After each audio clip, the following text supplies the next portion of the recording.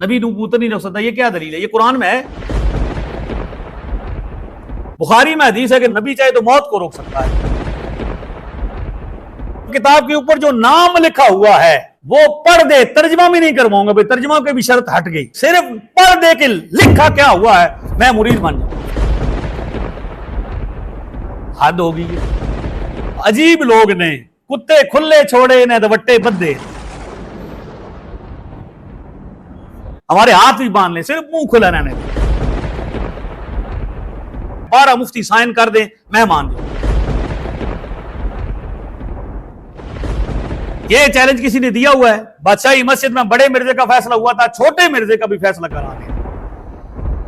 سامنے جو 6 کتابیں پڑھی ہوئی ہیں نا، وہ ہیں دارالسلام سعودیہ کی چھپی ہوئی۔ کون سی؟ سعودیہ کی چھپی عربی زبان میں۔ کوئی ایک کلپ دکھائیں کہ اس نے اٹھا کے کتاب وہاں سے پڑھا ہو اور آپ کو بتایا کہ میں وہاں سے پڑھ رہا ہوں۔ اسے تو پتہ ہی نہیں ہے کہ سامنے جو میں نے کتاب پڑھی ہوئی ہے اس کا نام کیا ہے، صحیح طریقے سے اس کا پورا نام کیا ہے۔ اس لیے ہم نے بولا ہمارے سامنے آگے کوئی دلیل پڑھے نا۔ دلیل کا کیا مطلب ہے؟ یہ دلیل ہے موتر نہیں روک سکتے آپ، نبی موتر نہیں روک سکتا، یہ کیا دلیل ہے؟ یہ قرآن میں ہے، قرآن موتر پہ بات کرتا ہے۔ قرآن نے کس آیت میں اللہ تعالیٰ نے فرمایا کہ نبی پاک موتر نہیں روک سکتا؟ کوئی نبی اپنا موتر بھی نہیں روک سکتا، نعوذ باللہ۔ بخاری میں حدیث ہے کہ نبی چاہے تو موت کو روک سکتا ہے۔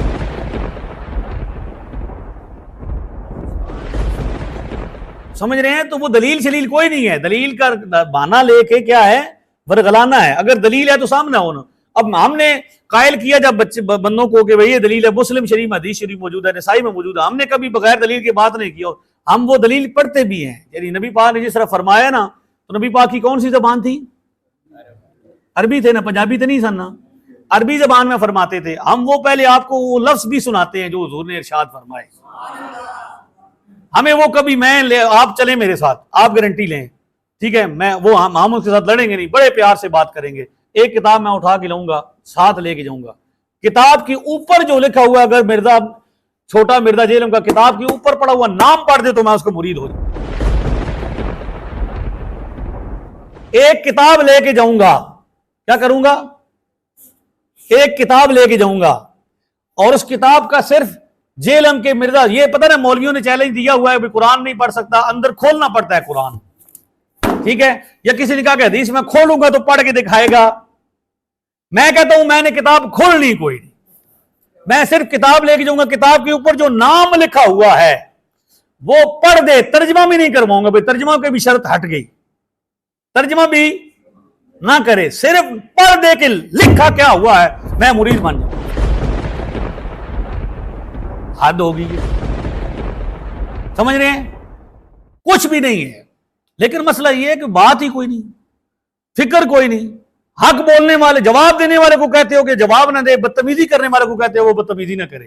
مجھے اس پہ شیخ سعدی کی ایک بات یاد آتی ہے، وہ کہتے ہیں کوئی بندہ چلا گیا کسی علاقے میں، ملک صاحب سننا تو سی گل، کوئی بندہ چلے گا کسی علاقے میں، اور وہاں پہ کیا ہوا، وہ تھے بندے بڑے ڈاڈے، انہوں نے کیا کیا، اس کو لوٹ لیا، اور جب وہ شہر سے نکلا نا تو کتے پیچھے لگ گئے، انہیں نا آوارہ کتے پیچھے لگ گئے، تو اس بچے کتے تو بچنا سی بیچارے نے، تو اس نے بچنا واسطے وٹا چکنا سے جلے تلے ہویا نا، تو تلے برف دا برفانی علاقہ سی، وٹے بھی پھسے سن، تو اس نے جلے وٹا چاہیا تو وٹا چکن نہ ہویا، تو اس نے کہا واہ واہ واہ، عجیب لوگ نے، کتے کھلے چھوڑے نے تو وٹے بدے۔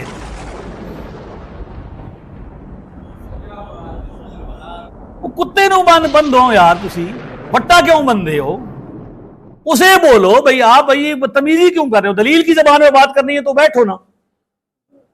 ہاں یہاں پہ بندے بیٹھے ہیں، ایجنسیز کے بندے بھی ہوتے ہیں، میں کہہ رہا ہوں، میں نے ڈی پی او صاحب کو کہا کہ آپ ماحول فراہم کریں، آپ اسے ایک طرف گارڈ کھڑے کر دیں، بالکل پولیس والے چاروں طرف کھڑے کر دیں، اور ہمیں اکیلا سامنے بٹھا دیں، ہمیں بالکل چیک کر کے اندر لے کے جائیں، ہمارے ہاتھ بھی باندھ لیں، صرف منہ کھلا رہنے دیں۔ کیا کریں گے؟ صرف بولن دیو، تو ہم دلیل دیں گے، بتائیں گے دلیل ہوتی کیا ہے، تو ایسا کرے نا جی۔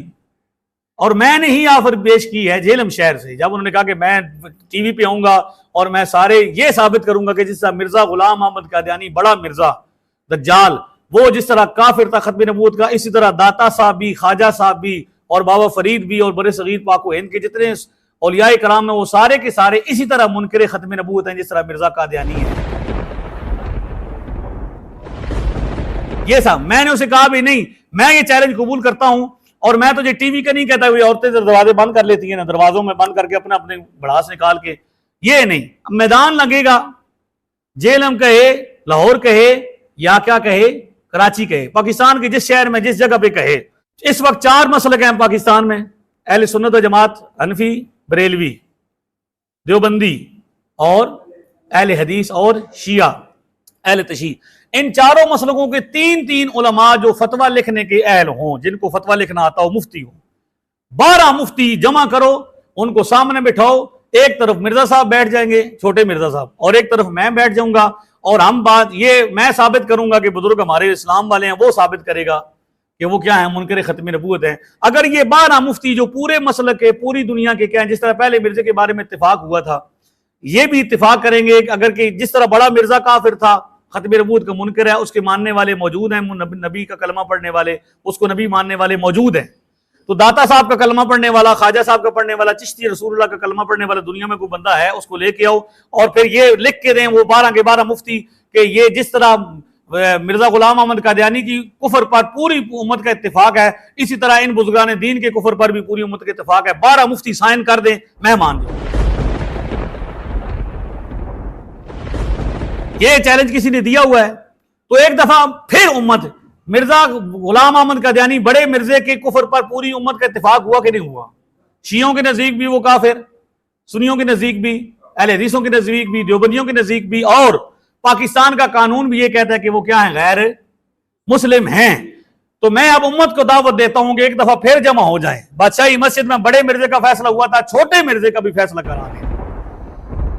اگر 12 مفتی یہ کہیں کہ یہ مطلب یہ جو ہے نا بزرگان دین مسلمان ہیں، سارے ختم نبوت کے محافظ ہیں، تو ہم پوچھیں گے چلو ہوں جس طرح وڈے مرزے دا فیصلہ کیتا سے ہوں چھوٹے مرزے دا بھی ذرا فیصلہ کر دیو، لگتے ہاتھوں جمع جے ہو سا ایک باری پھر امت اتفاق کر دے، اور ایک دفعہ کیا کر دے. اور یہ میں نوٹ کرانا چاہتا ہوں، یہ نوٹ کیجئے کہ جس طرح بڑے مرزے کے کفر پر اور اس کی کفریات پر پوری امت کا اجماع تھا، اسی طرح چھوٹے مرزا صاحب کے بھی جاہل ہونے پر اور جناب گمراہ ہونے پر بھی امت کا اتفاق ہو چکا ہے.